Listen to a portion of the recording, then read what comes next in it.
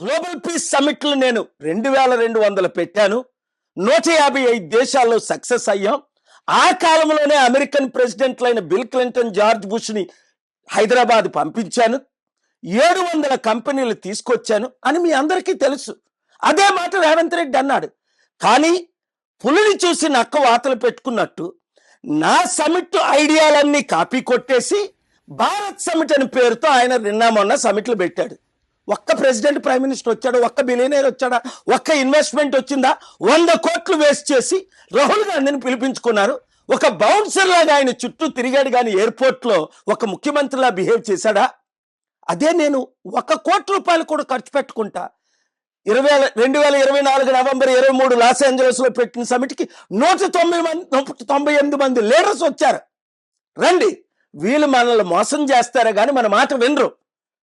కనుక మార్పు రావాలి. ఆ మార్పు మనమే తేవాలి. మన ఓట్లు మనమే వేసుకుందాం. రాజకీయ నాయకులను, కుటుంబ కులాలను పరిణామకూడదు.